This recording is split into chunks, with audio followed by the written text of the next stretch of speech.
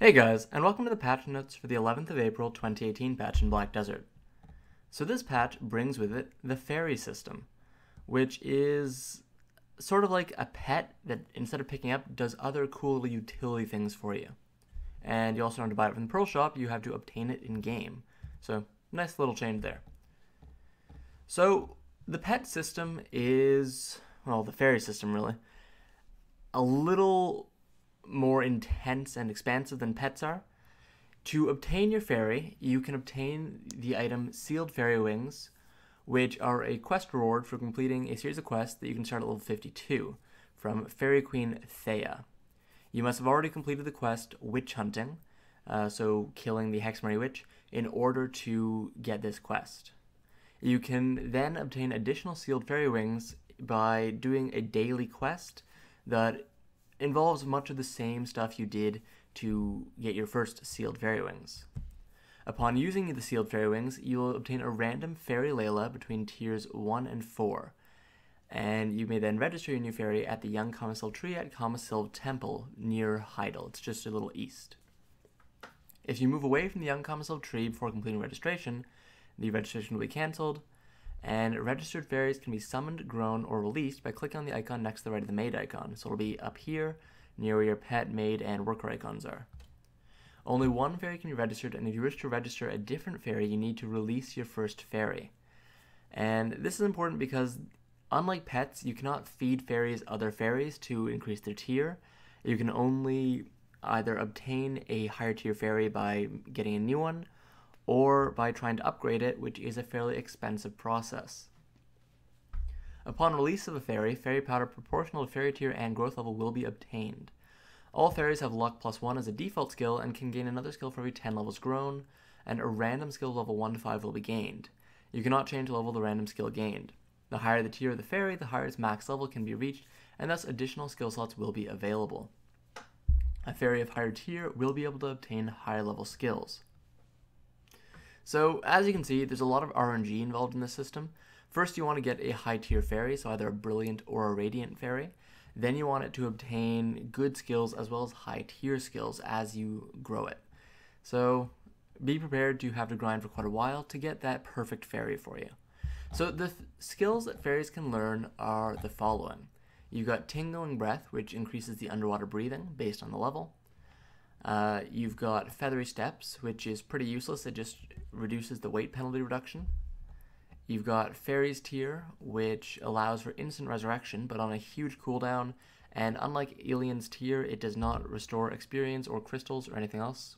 So you do still take all the penalties of the death. You've got Inexhaustible Well, which is pretty useless because, yes, auto-consumption of purified water and star anise tea in the desert would be awesome, but even at the best, you're going to have a cooldown of 5 minutes, and when you have it applying every 10 seconds to like a minute, 5-minute cooldown is pretty useless. The Morning Star Fairy, it basically turns it into a lantern, which is not too bad, honestly. And then Miraculous Cheer would be good, but it doesn't apply because it's the auto-consumption of potions by your fairy.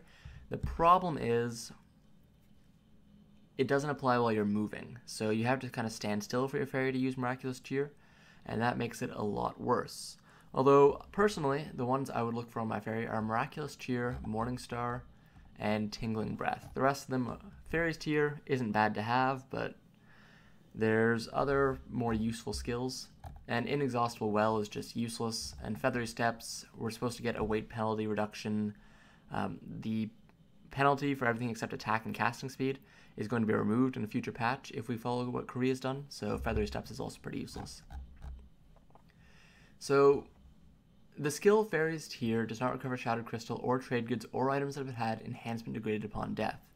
It can also not be used during Node or Conquest Wars. It can only be applied during Instant Resurrection. This does not work with resurrecting in a nearby node or town. To grow your fairy, you feed it weapons, armor, equipment items, Blacksmith's Claw, or sweet honey wine. Also, Yona's Fragments have been added, so we'll move away from the fairies for now. Yona's Fragments are a way to make Valentia grinding more attractive. They are archaic fragments rarely found in the desert, unknown symbols along with the word Yona written in archaic language, and they drop from monsters around Valentia. You can create rare accessories using the fragments along with other necessary materials from the jeweler at level 5 in Altanova and Valencia City.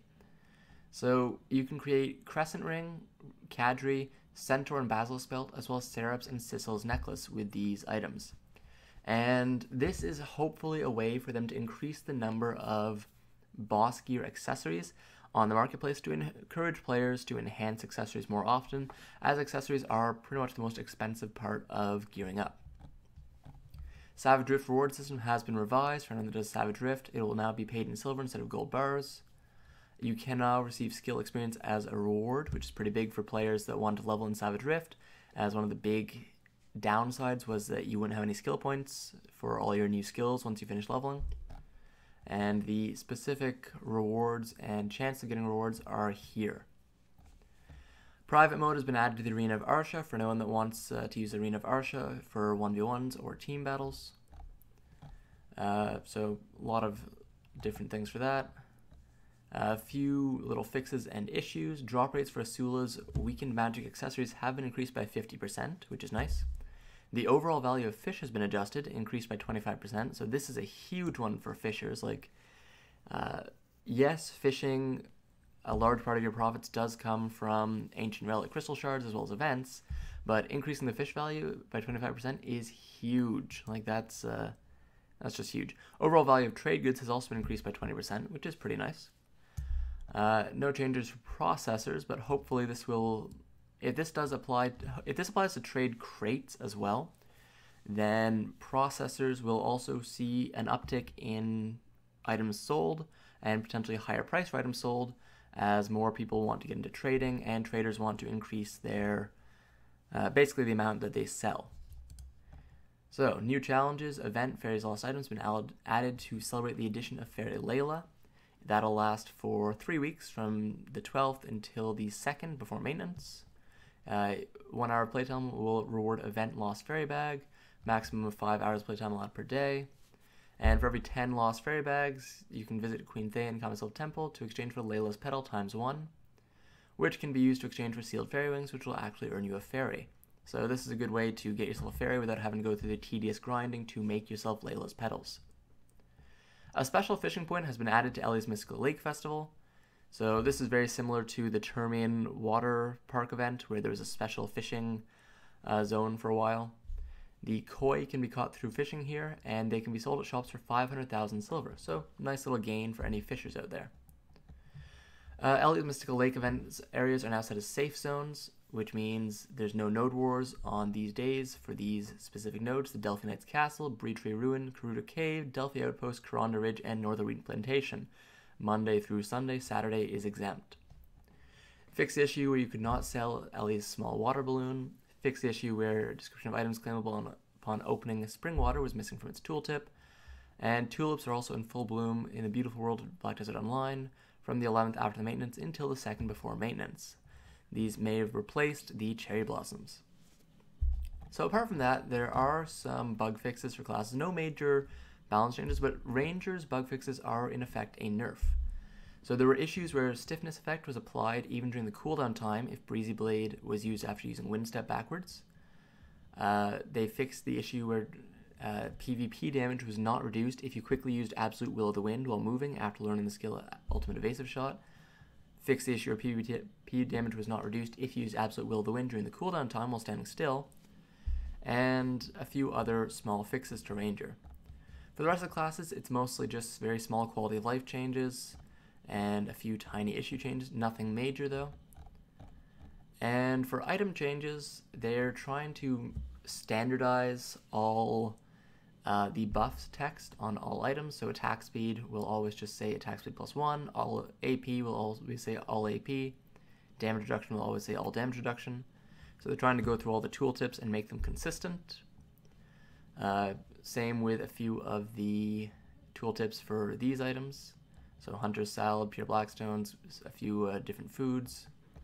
They've also changed processing, so the Craftsman's Clothes. We can now see what the processing success rate addition is. So you can see that if you've got +2 clothes, upgrading to +3 is not as big a change as it is for the others for some reason. For every upgrade, it's +6%, except for the +4 to +5, because that's so difficult to get to. So +6, +4, +6, +6, +12. So upgrading to +3 is pretty worthwhile from +2, but upgrading to +2 from +1 is not a huge change. And obviously you can get +5, go for it, but that's going to cost you several billion silver, so yeah. Apart from that, there's not too much else that has actually changed with this patch that's super important. The Awakening Weapon on Exchange coupon, 7 days, which you can get by handing over Shikatu seals, will now go into the general inventory, but that's a 150-day change, I believe. So I don't think anyone has 150 seals yet, seeing as a lot of people just use their 100 seals for Duo Ogre. And a few small changes to quests and knowledge. A few interface changes, but nothing really too big, honestly. Just because there's nothing too huge. This patch is pretty big. The fairy system is really nice to see finally implemented. Korea has had it for a while. Fairies, they're pretty worthwhile to get. Like, they're not going to make your life way easier just by having one, but there's no way having a fairy will negatively impact you.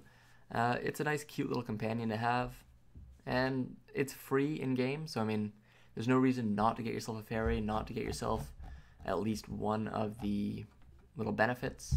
Fairies tier, for example, is nice to have if you ever think you're going to die. Miraculous Cheer is pretty nice to have if you ever decide to stand still for some reason. Morningstar is great to have if you don't care about lanterns, because it does let you light up the night without having to massively adjust your gamma settings.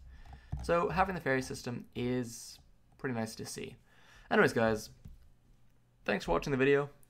Hope it was informative. Subscribe if you liked it, and have a good one.